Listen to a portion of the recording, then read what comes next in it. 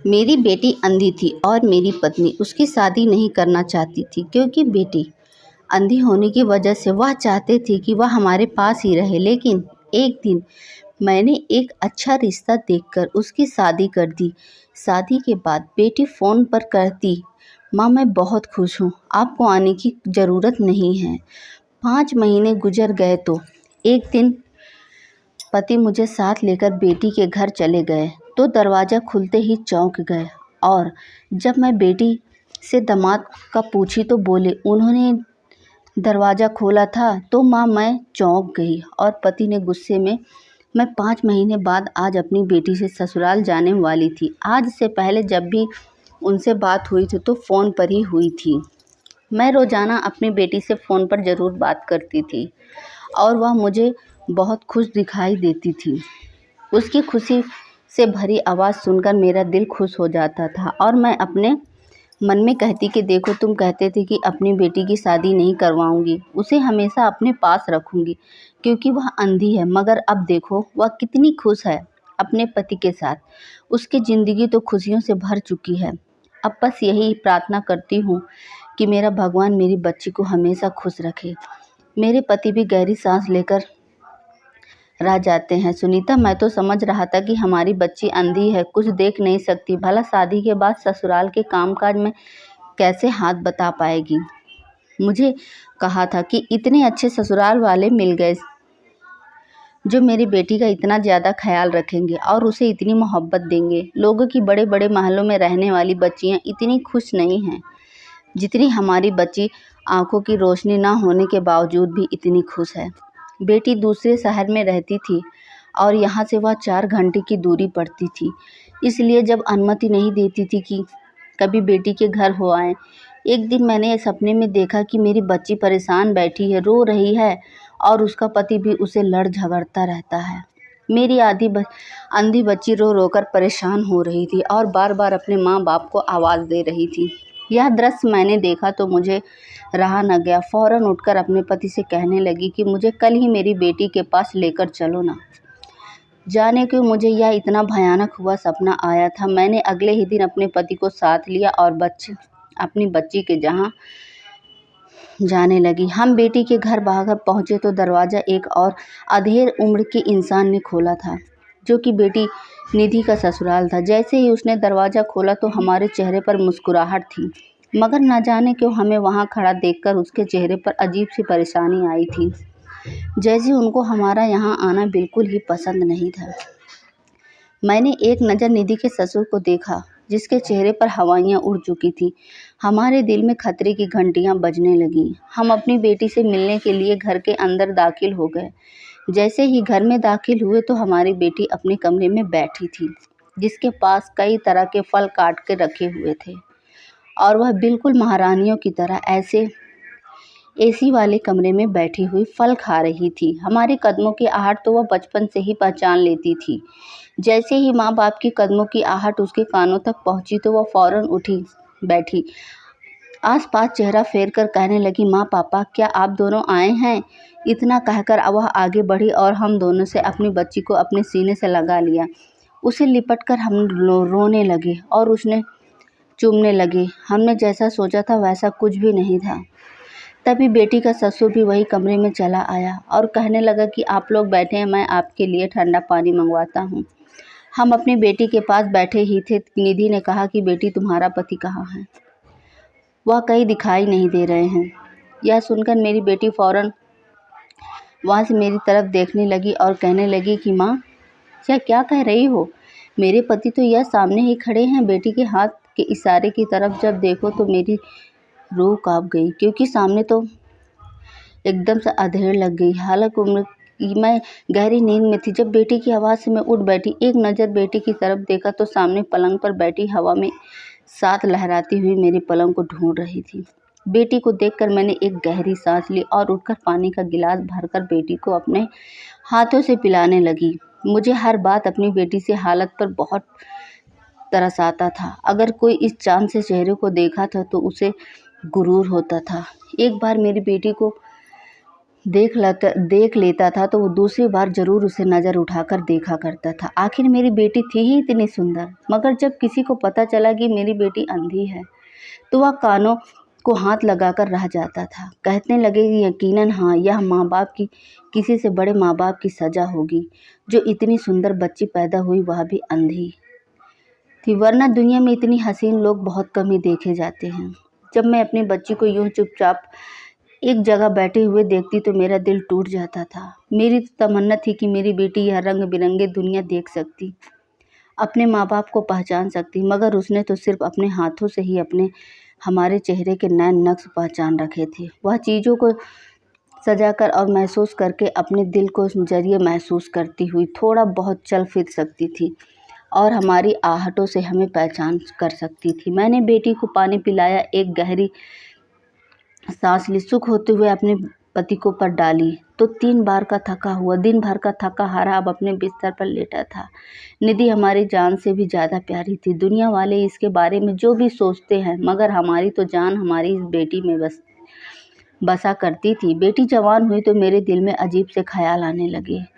मैं इस अंधी बेटी को तलाश करने लगी। जब भी गांव में किसी लड़के की शादी की खबर सुनाती तो मेरे दिल में भी करता कि मैं भी अपने बेटी की शादी करूं। यह सिर्फ देख नहीं सकती मगर घर को बहुत अच्छे से संभाल लिया करती थी। मैं यही सोच के गम में डूबी रहती थी। एक दिन जब मेरा पति घर वापस आया तो काम से थका हारा वापस आया था। काम के कदमों की आहट सुनते ही मेरी बेटी फौरन उठी और दीवारों को सहारा लेते हुए किचन में चली गई। वहीं अपनी जगह पर वाटर कूलर पड़ा था। बेटी ने पानी भरा और गिलास लिए आप पापा के पास आ गई। कहने लगी, पापा लीजिए पानी पीजिए, बहुत थक गए होंगे। ऐसा कहकर वह आपके पैरों के घुटनों के बल बैठ गई और फिर उनकी टांगें दबाते हुए पैरों के जूते उतारने लगी कि पापा आप यहीं लेट जाओ, मैं आपकी टांगें दबा देता हूँ। रामदेव ने जब यह बेटी की बातें सुनी तो हमेशा की तरह मुस्कुराकर उसने सिर्फ चूम लिया और आशीर्वाद देते हुए कहने लगा, नहीं मेरी बच्ची, तुम यहाँ मेरे पास बैठो और बताओ आज माँ ने तुम्हें कुछ डांटा तो नहीं या तुमसे ज़्यादा काम तो नहीं करवाया? मैं अभी तुम्हारी माँ की खबर लेता हूँ। तो निधि मुस्कुराकर कह देती है, नहीं नहीं, माँ तो मेरा बहुत ख्याल रखती है, मुझे कोई काम करने नहीं देती और न ही करवाती है। अगर उन्होंने मुझे तंग किया होता तो मैं ज़रूर आपसे बताती। उस दिन जब मैं निधि को कमरे में भेजी तो अपने पति से कहने लगी, हमारी निधि अब जवान हो चुकी है, क्यों ना हम इसकी शादी करवा दें। मेरी यह बात सुनकर मेरे पति ने तो हैरत से मुझे देखने लगी। ऐसा लगता है जैसे मैंने कोई बहुत अजीब सी बात कह दी जिसका किसी ने भी सोचा भी नहीं। कहने लगी कि पगली, तेरा दिमाग सेट हो गया है? आखिर कहना क्या चाहती है? निधि के बारे में मुझे पता तो इसकी आंखें की रोशनी नहीं है। इस हालत में हम अपनी बच्ची को शादी कैसे करवा सकते हैं? मैं कुछ कहना चाहती थी कि मगर मेरे पति ने मुझे चुप करवा दिया और कहने लगे कि मुझे इस चीज़ों को लेकर कोई भी बात नहीं करनी है। यह मेरी बच्ची का फ्यूचर का सवाल है। यहाँ तो बस अपनी माँ बाप के घर में रहती है, हर एक तरह की आज़ादी में। हमें पता है कि अपनी बेटी को कैसे हैंडल करना है। जबकि वही अगर यह ब्याह कर अपने घर चली जाएगी तो फिर क्या होगा? तुम जानती हो, पति के कामकाज, उसकी जिम्मेदारियाँ, फिर सास ससुर और नंद भागवत के रिश्ते, यह सब वो कैसे निभाएगी? इस घर की तो हर एक चीज़ को वह चुपके हमारी बच्ची को पता है। मेरी पति ऐसी बातें करके मुझे चुप करवा चुके थे, जबकि मैं यही सोचकर परेशान हो रही थी कि आखिर मेरी बच्ची आगे की ज़िंदगी कैसे गुजारेगी। मैं बहुत दूर का सोचा करती थी। दिमाग में कई तरह के ख्याल आने लगते थे। रात को अगर कच्ची नींद से आंखें खुल जाती थी तो मैं यही सोचा करती थी कि इस दुनिया में मैं भी ना रही और मेरा पति भी ना रहा तो फिर मेरी बेटी कहाँ जाएगी? इसकी जिम्मेदारियाँ कौन उठाएगा? यह सोच कर मेरी आंखों से आंसू निकल आते थे।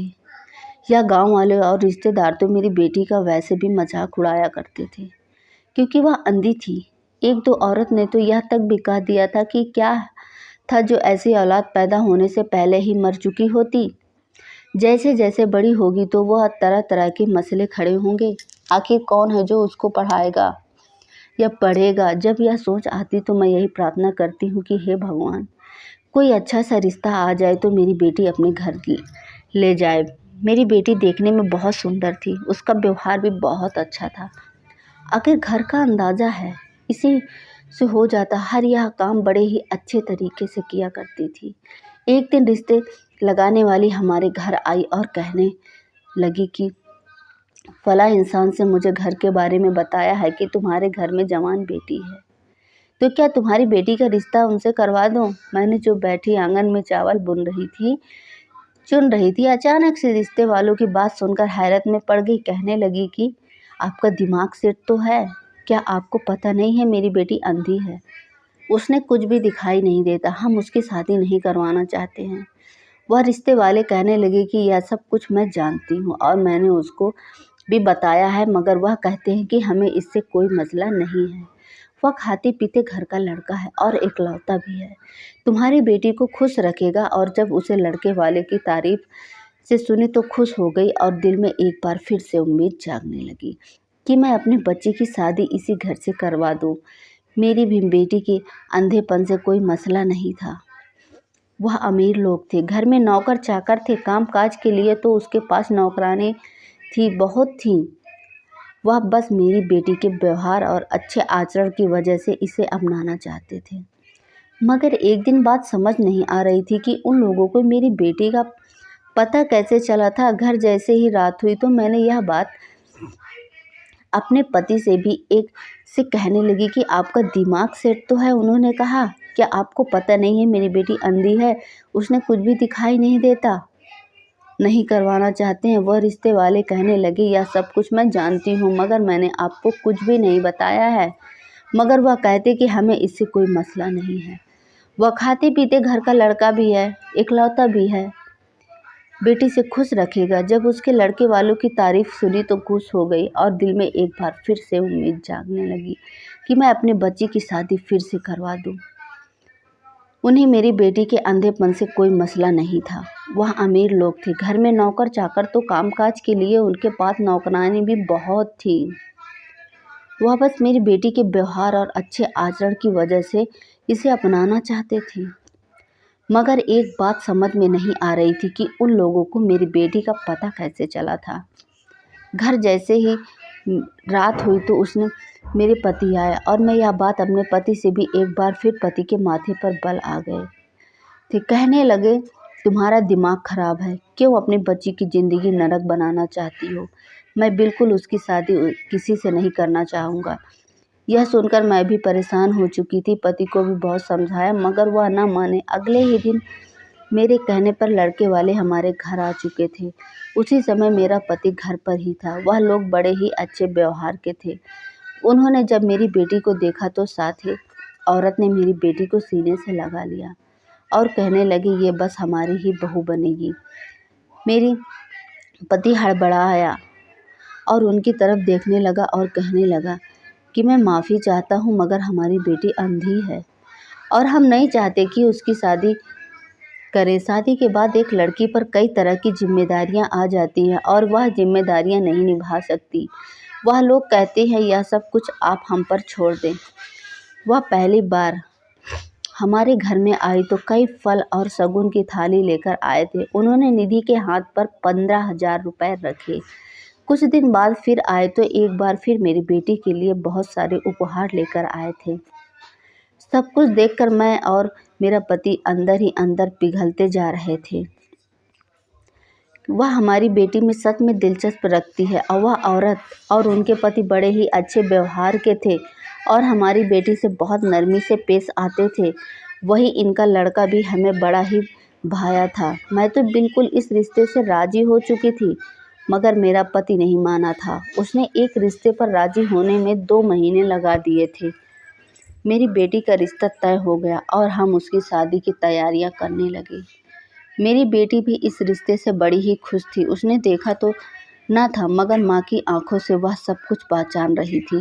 शादी की डेट फिक्स करने लगे तो वह लोग अपनी रीति रिवाज के मुताबिक थे। सारी काम काज कहने लगे कि हम अपने रीति रिवाज के मुताबिक ही शादी करेंगे। एक दिन वह हमारे घर आए और आकर कहने लगे कि हमारे यहाँ के रीति रिवाज है कि लड़की की शादी लड़के यहाँ से ही आती है, क्योंकि वह सफ़र भी लंबा है, 4 घंटे बाद ही हम यहाँ पर पहुँचेंगे। इसलिए हमारे यहाँ यही रीति रिवाज है कि जब दूर से रिश्ता किया जाए तो शादी लड़के के यहाँ जाकर ही होती है।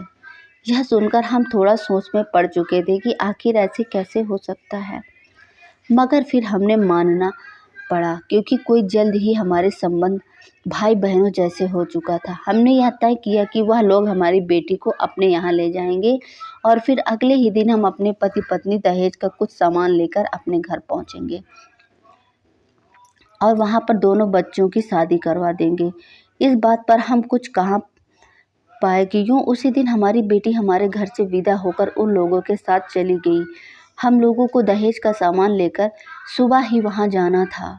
अगले दिन हम गाड़ी में सामान रखकर अपनी बेटी के यहाँ जाने लगे तो रास्ते में एक एक्सीडेंट हो गया, जिसकी वजह से रास्ता ब्लॉक हो चुका था। वहाँ पर हमारे 3-4 घंटे व्यर्थ हो चुके थे।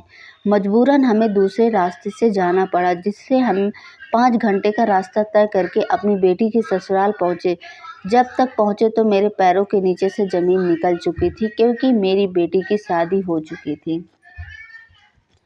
दुल्हन बनी हुई सोफे पर बैठी हुई थी। आसपास कई मेहमान इकट्ठे थे। मेरी बेटी का पति उसके दाएं तरफ एकदम से मुस्कुराकर बैठा हुआ था, जबकि उसका ससुर भी और सास उसके साथ बैठे फ़ोटो खिंचवा रहे थे। हमें देखकर वह लोग आए और माफ़ी मांगते हुए कहने लगे कि आपने आने में बहुत देर कर दी, इसलिए हमने शादी करवा दी, क्योंकि पंडित जी को यही और भी कहीं शादी करवाने के लिए जाना था। हमारी बेटी की शादी हो चुकी थी, हमें और क्या चाहिए था। हमारे चेहरे पर मुस्कुराहट से फैल गई और बेटी को आशीर्वाद देने लगे। वह घर पर बिल्कुल एक महल जैसे था और हम खुशी के लिए भी हमारी बच्ची यहाँ राज करेगी। यह शादी इन रीति रिवाज के मुताबिक ही हुई थी। हम एक दिन वहीं रुके और फिर अपने बच्चों को दोबारा अपने घर आने का वापस अपने घर में आ गए। हम दोनों के कंधों से तो जैसे एक ही भारी बोझ उतर चुका था। घर आए तो अक्सर बेटी को फ़ोन करके पूछते रहते। वह कहती कि माँ, मैं बहुत खुश हूँ, यहाँ पर सभी बड़े अच्छे से बहुत ख्याल रखते हैं। कभी किसी ने मेरे सामने ऊंची आवाज़ में बात तक नहीं की। यह मुझे बिल्कुल एकदम से माँ बाप जैसे हैं, बहुत मोहब्बत करते हैं और मेरे पति भी बहुत अच्छे से हैं। मैं बेटी के मुँह से यह बात सुनती तो दिल को सुकून सा आ जाता। मेरे पति भी अपने काम में व्यर्थ हो गए और मैं अभी घर के काम काजों में बिजी रहने लगी। ऐसे ही ज़िंदगी गुजरती रही। मैं बेटी से कहती किसी दिन हमारे यहाँ का चक्कर लगाओ, तो वह कहती कि माँ, यहाँ पर उनके रिश्तेदार हमसे मिलने के लिए आ जा रहे हैं, दूर दराज के रिश्तेदार हैं, हमें दावत के लिए जाना होता है, इसलिए हम अभी नहीं आ सकते। तो मजबूरन मुझे भी चुप रहना पड़ता। कई दिन से अजीबोगरीब सपने आ रहे थे, जैसे मेरी बच्ची रो रही हो, किसी मुसीबत में हो। कभी सपने में उसे कोई सांप डस कर जा रहा था तो कभी वह किसी गहरे कुएं में गिरती चली जा रही थी। मैं चाह कर भी अपने बच्ची को नहीं बचा पाती थी। एक बार तो हद ही हो गई, मैं अपने बच्ची को खुद अपने हाथों से कुएं में ढकेल रही थी। यह सपना मुझे बहुत बेचैन कर रहा था। उस दिन मैं भी बेटी को कॉल नहीं किया था और मैं कॉल की और बोली कि मैं तुमसे मिलना चाहती हूँ, तुमसे मिलने आना चाहती हूँ, तुम खुश हो ना। मेरी बेटी मुस्कुराकर कहने लगी कि हाँ माँ, मैं बहुत खुश हूँ।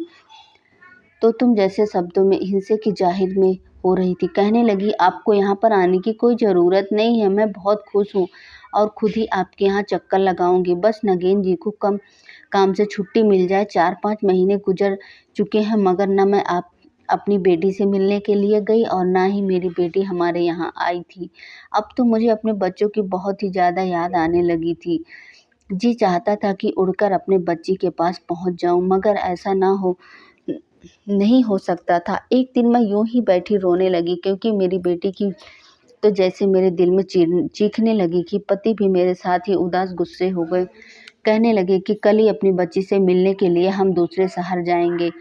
अगले दिन सुबह सुबह हम दोनों पति पत्नी सुबह के फल अपने साथ लिए कुछ बेटी के यहाँ जाने लगे। 4 घंटे का सफ़र तय करने के बाद हम अपनी बेटी को शहर के घर में पहुँच कर चुके थे। दरवाज़ा पर दस्तक दी तो कुछ देर बाद बेटी के ससुर ने दरवाज़ा खोला। हम तो समझ रहे थे कि हमें देखकर वह मुस्कुराएगा, मगर उसके चेहरे पर तो अजीब सी परेशानियां आ गई थी। उसका रंग एकदम से फीका पड़ गया था। पल भर में वह डरते हुए चेहरे के साथ हमारी तरफ देखने लगा। हम घर से अंदर दाखिल हुए तो हमारी बेटी अपने कमरे में बैठी आराम कर रही थी। बेटी ने हमारे कदमों की आहट सुनी तो फौरन उठकर हमारे सीने से लग गई और खुशी के मारे रोने लगी। मैं भी अपनी बेटी को चूमने लगी और बोली कि बहुत याद आ रही थी। इस वक्त घर में के सिवाय निधि और उसके ससुर के अलावा कोई भी नहीं था। हम वहाँ पर कुछ देर बैठे और बेटी से पूछने लगे कि वह तो वाकई में बड़ी खुश लग रही थी। यह देखकर तो मेरा दिल भी सुकून मिल गया कि बेटी का ससुर हमें कमरे में ही आ गया। हमें बैठे हुए काफ़ी देर हो गए थे। मैं बेटी से कहने लगी कि तुम्हारा पति कहाँ है, अभी तक तो घर नहीं आए। तो बेटी ने कहने लगी कि क्या बात कर रही हैं माँ, मेरे पति तो यहीं सामने ही बैठे हैं जो आपसे बातें कर रहे हैं।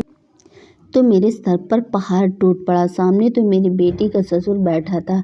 मैंने अपनी बेटी से कहने लगी कि क्या कह रही हैं बेटी, तुम्हारा पति तो यहाँ पर कहीं नज़र नहीं आ रहा, तुम्हारे ससुर हैं। मेरी बेटी फ़ौरन बौखलाकर उठ खड़ी हो गई, कहने लगी कि नहीं माँ, मेरा तो कोई नहीं है, मैं तो अपने पति के साथ इस घर में रहती हूँ। मेरा पति गुस्से से उठ खड़ा हुआ और बेटी के सास ससुर को कहने लगा कि यह क्या है कह रही हो, आपका बेटा कहाँ है। हम तीनों को हैरत में कुछ समझ नहीं आ रहा था कि तभी वह इंसान जिसकी उम्र 50 से 55 साल के आसपास थी गला साफ करने में लगा कि आपकी बेटी निधि मेरी ही पत्नी है। यह खबर तो हम पर पहाड़ बनकर टूट पड़ा था। मेरे पति आगे बढ़कर उस इंसान का कॉलर पकड़कर कहने लगा कि क्या बात बकवास कर रहे हैं, या तो तुम्हारी बहुत ही। वह कहने लगा कि ऐसा नहीं है, दरअसल मैं अपना घर बसाना चाहता था। वह धन दौलत मेरे पास बहुत ही अच्छे, मगर मैं अभी कुंवारा था। मैंने अपनी सभी बहन भाइयों को ब्याह दिया था, वह दूसरे मुल्कों में जाकर बस गए। जब मैं शादी करने का सोचा तो कोई भी मुझसे नहीं शादी करने को तैयार था, क्योंकि मेरी उम्र हो चुकी थी। इसलिए रिश्ते वाले ने कहा कि जैसे भी करके मेरी शादी करवाओ। उसने मुझे आपकी बेटी के बारे में बताया तो मैं शादी के लिए तैयार हो गया, और यूं ही निधि मुझे दिल ही दिल में भाने लगी थी। मैं जानता था कि आप अपनी बेटी की शादी मुझसे नहीं करवाएंगे, इसलिए यह सारा प्लान मैंने बनाया था। और फिर शादी वाले दिन भी मैं आपके आने से पहले ही शादी कर लिया, ताकि आप लोगों को पता न चल सके कि आपकी बेटी की शादी किससे हुई है। यह खबर हम तीनों पर ही बिजली बनकर टूट पड़ी थी। मेरे पति तो गुस्से से उस इंसान को मारने लगा और गाली भी दे रहे थे। हम इस समय अपने बच्चों को लिए और अपनी वापस घर चले। इसके बाद निधि का पति कई बार आया और माफ़ी मांगने लगा।